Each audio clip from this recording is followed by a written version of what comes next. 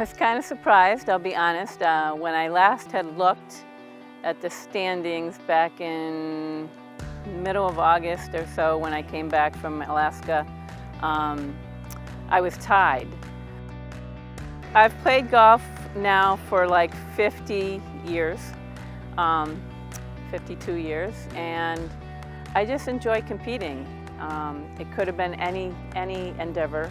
You know, in high school it was field hockey, basketball, softball, golf, whatever it was, racquetball. I enjoy a competitive game. Jen's competitive nature led her to a win at one of CSGA's inaugural one-day tournaments featuring a women's division, as well as a third-place finish at the CSGA Women's Amateur, and a pair of wins with the Snuga Individual and Senior Amateur titles. Marcia's done a great job with adding those. For a couple years I had actually considered trying to play in one of the men's one-day events, but then I was like, are they going to make me play from their tees? I was like a little unsure and never did it. So I was so happy when Marcia added those.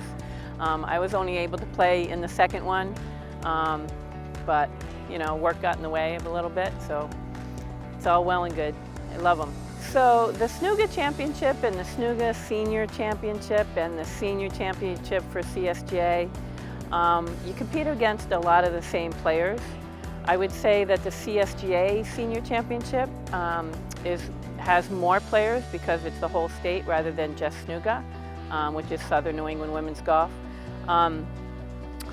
All of them, they all mean something individually because it's a competitive field, and I'd say the top players in each of those, you know, one or two shots could make the difference, you know. So it happened to be my day that day, you know. Next year it may not be.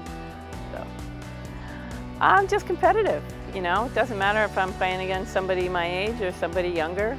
Holland's competitive drive pushed her outside of the CSGA and Snuga events to qualifying for the U.S. Senior Women's Amateur played this year in Alaska. I came to the USGA events kind of late in the game, so to speak, so this was my 6th U.S. Senior Amateur, and qualifying here in Connecticut was fantastic, not having to go to another state to qualify. Being able to go to Alaska with a couple other friends, Joe Rasmussen and Lisa Fernboros, was fantastic. We had a great time.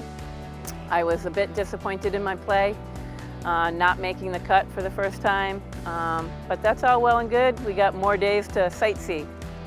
Holland's love of golf has led her to give back to the game any way she can.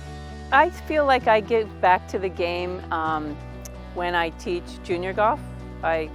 I help out here at Lyman with the PGA Junior program, and I bring kids from my school that I work at here to the golf course in the spring to learn to play golf. 7 and 8-year-olds, kind of when I started to play. So I think I like to give back to the game in that way. I think golf brings a lot of friendships, a lot of people I wouldn't have met otherwise except through golf. So.